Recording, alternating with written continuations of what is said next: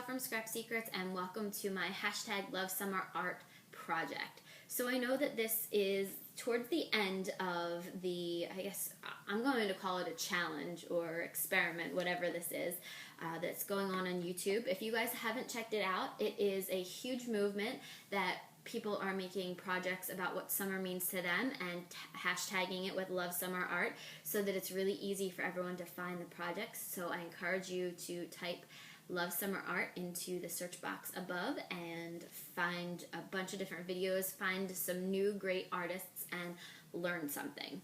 So my project, the project was, or the task was to create a project saying what summer means to you. And for my family, it is going down the shore. So I wanted to do a scene card, so that's what we're going to do. So I'm going to walk you through things and show you the supplies I use as we go through. So the first thing that I want to do, I cut down a piece of watercolor paper to 3 3/4 by 5. So this just happens to be the size that it was already actually cut down to. It was a scrap piece.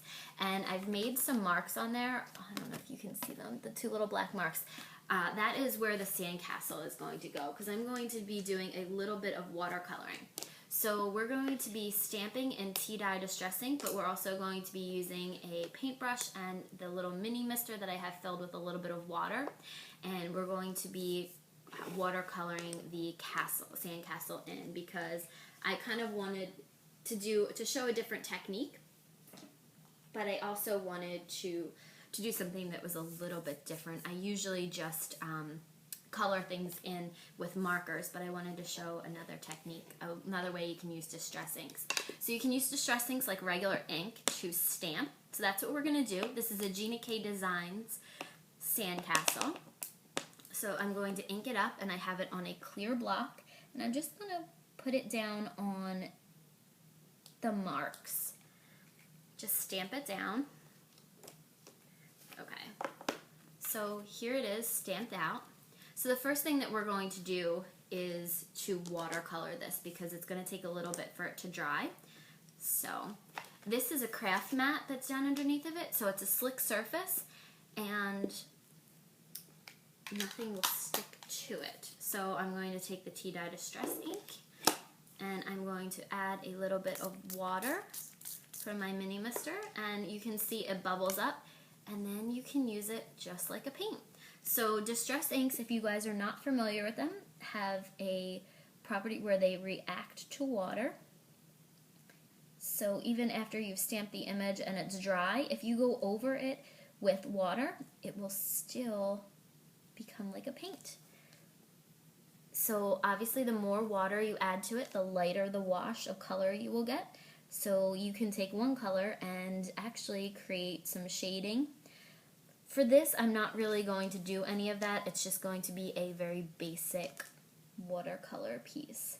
And we're not going to color the shells that are underneath of it, because those are going to be covered by the mountain of sand that's going to go on top of it. So this is a very, very light wash of the watercolor, and hopefully it will dry fairly quickly. So I'm going to just make sure that it's kind of all evened out. This is not the best paintbrush, and I apologize, but my supplies are mainly put away. There you go. Because I am moving in a little while, and my craft room, of course, was the first thing that had to get picked up and put away. So I'm going to put this over to the side. I'm going to take some scrap paper. I forgot to get like a paper towel or something. So I'm going to kind of just mop it up with some scrap paper that was just lying around. Just kind of take the water off of that. Okay, so the next thing that we are going to do is I'm going to show you how I made this frame. So what I did was I took the same white cardstock as the card base, and I took the largest, my favorite things, in and out stitched rectangle dies. So if you look at it, this is what it looks like. Ran it through my Cut-O-Bug, and you get this piece, and the center is all white, so it's all one piece. So what I did was I placed it in my paper trimmer and cut as close to the edge as I possibly could, and then I took a pair of scissors and then just cut the corners so that the interior piece would come out, because what we're going to do is it's going to be framed up like this. You're going to have the sand below it, and we're going to have a sun in the sky, and the sky is going to be blue in the background. So I will show you how to do that. We're going to do some masking. So this is the hill, and I used another My Favorite Things die, and I apologize, I don't have it down here right now. It's upstairs somewhere. I forgot to grab that. So this is the hill piece. So we are going to take that same color Distress ink, the tea dye, and we're going to use a mini ink blending tool, and we're going to take it and we're just going to dip the tool, put the tool on top of the ink pad. We're going to start, let me put this over the side, off the side and go onto the paper. And you're going to basically color the paper with this color ink. So again, you can spray this with water and you can get a very different textured look. You can blend this if you want some dark sand in here. You can get a darker color brown and come in and use that, and then use the water to blend the two together. And like I said, this is the mini ink blending tool. There is also a square one. I find it a little bit harder to use. I kind of feel like it leaves more lines behind than the mini ink blending tool, which is why you have to start off of the paper and work your way on. And if you use a very light hand, you will get a light color. And if you press more firmly, you get a darker color. Again. So not all of this is going to be used, but I'm not sure what parts we're going to use yet. So we're going to ink it up. So there's the sand that is going to go underneath. So you can see it has some lights and darks in there, and you can go back in with the same color and create darker spots. And this is not for the faint of heart, because your hands will get nice and inky, as you will see. Oops, there's a cloud dot. Sorry, one of my masks was peeling up. Okay, so that's your tea dye ink. There's the sand at the bottom. Now the next thing we're going to want to do is the sun. You can do this one of two ways. You can actually take the ink blending tool to this, or you can dip it in the ink. I'm going to try and see how it goes with the ink blending tool. You can use a little bit of orange in there too, kind of to make the sun two-tone colors. I do have another color, yellow, but I was just trying to keep my supplies kind of limited. I have to come down here to do videos. The lighting is not very good upstairs. So there's the sun. So we have the sun and the sand done. So now let's check out, let's see how this is going. It's kind of dry. It's getting there. It's getting dry. So now what we're going to want to do, you're going to want to create a mask for the sandcastle, because you're going to want to make sure that you don't get any blue from the sky on it. So what you can do, the Zig 2-way pen, if you guys haven't seen these, this is what it looks like. And when the ink comes out, first comes out, it's blue. When you leave it for a little bit, it starts to turn white and it stays tacky, so it becomes a mask. So that's what I'm going to do. I'm going to let it out and let it dry a little bit, and it'll start to turn white. I don't know if you can see it. It's hard because this is just a scrap piece of paper that I had downstairs. It's actually from Bill. So I just thought that I would do that and then let the mask dry, and you'll see, you can tell it's still super sticky, so we're going to give it a second. So I've cut a piece of blue cardstock down to 1/8 of an inch smaller than the card base. So we'll start to put that together right now. So what I'm going to do is take my ATG gun, which if you haven't seen it, it's this. Kind of looks like those old pricing guns, and it just has tape in it, so you're just going to put a layer of tape down. There's two different kinds of tape. acid-free, which is a little bit more expensive, and then this, which is, that roll is white, and this roll is brown. I don't know if you can see that in there. And this is the one that's not acid-free. So I have two different ATG guns, one for scrapbooking and one for card making, because in scrapbooking with the pictures, you have to make sure that you use an acid-free adhesive. So I'm going to put this down. So that's the first layer of our card base. And this is actually going to go on top of it. It's 1/8 of an inch smaller than this, and then the scene is going to be there. So you're just going to see that little bit of blue when we're all done. Okay. So my sandcastle is almost dry, and this is tacky. So we're going to put this over top. And then what I did was I cut out these little cloud dies. I'll show you. They are from Memory Box. They're called mini clouds, and I'm going to put them in the sky as little masks so that when we do the distress ink over top of it, you're going to have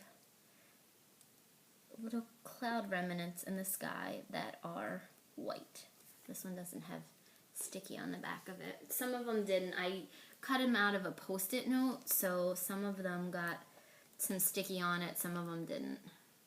I can always use my Zig 2A glue pen if I really wanted to do more. Neither one of these got it. So that's what I'm going to do. I'm going to put a little bit of glue on the back so we can have a couple of clouds.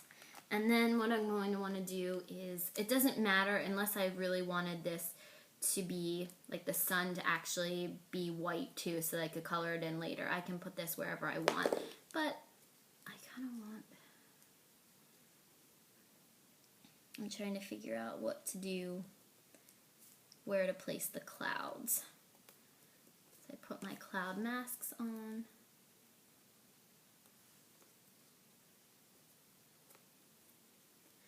I think I'm just going to do,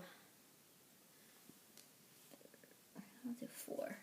I'll make that a cloud cluster right there.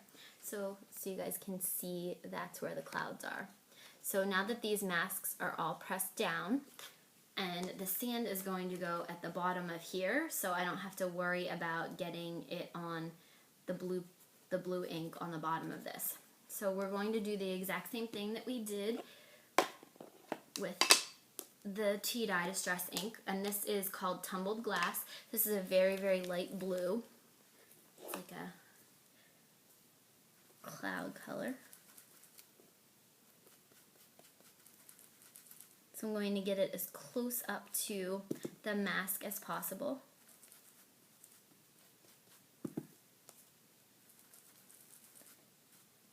And because this has a texture, it's going to give the distress ink a little bit more, it's going to have a little bit of white in it because there's a little bit of tooth to the distress, to the watercolor paper. And the masks, so that I don't get stuff underneath of them, what I do is I work from the mask off. Because if you don't, you can get distress ink underneath of it, or the mask will start to peel off. Oops, like that one just did. We'll put that cloud back on. I don't think this has a lot of stick to it. We'll just work around that cloud. It doesn't have much stick.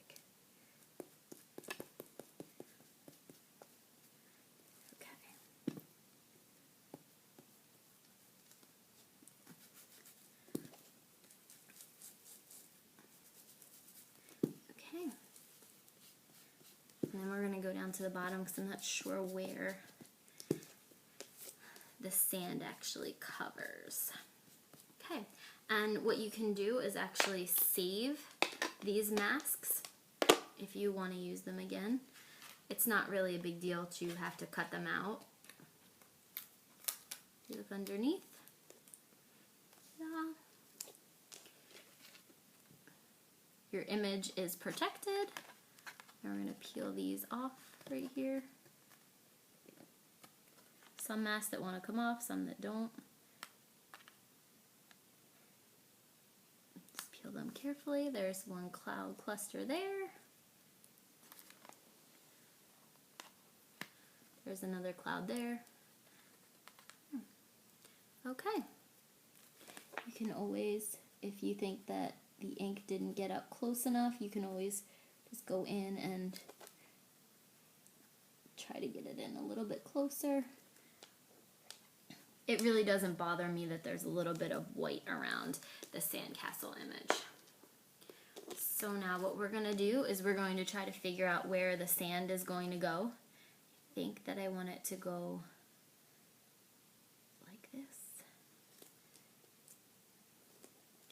Let's see. And then I just want to place the frame over top of it just to see how it's going to look. So you can always move the sand down, change the sand around. I think I want it like that. Okay. So what I'm going to do is I'm going to take my ATG gun again and put tape on the back. Kind of go back and place this on.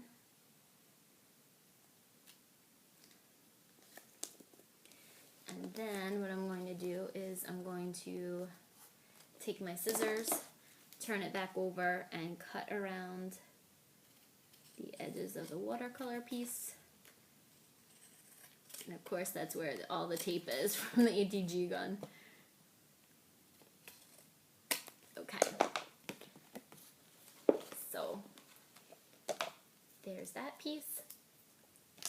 We're going to put some glue on the back of this, but first I want to put the sun on up here.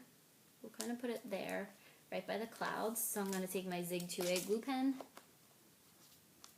this on, and see it, when the glue goes on, it's blue. Okay, so I'm going to turn this over, and I want to put some glue right around the edge.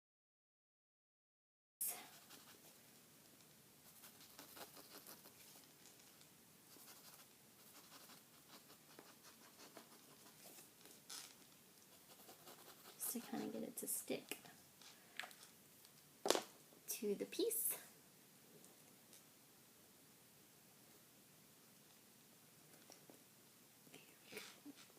It's not going to stick perfectly, but we'll put more tape on the back of it when it goes onto the card. Glue doesn't always stick to distress ink very well.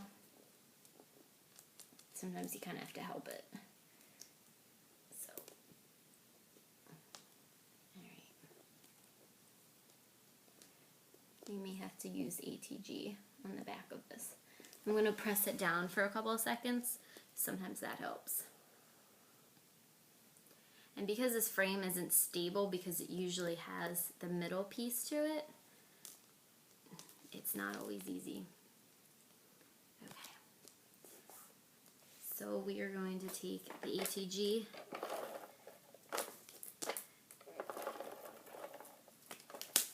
and we're going to go around the edges of it. I'm going to take the card and make sure that it opens correctly, because I've done that more than once where I've put it on incorrectly. I like to open the card up just so that I can see exactly where everything is.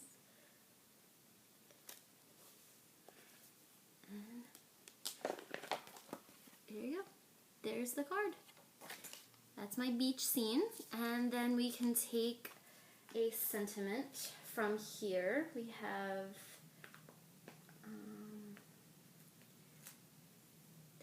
Life's a Beach.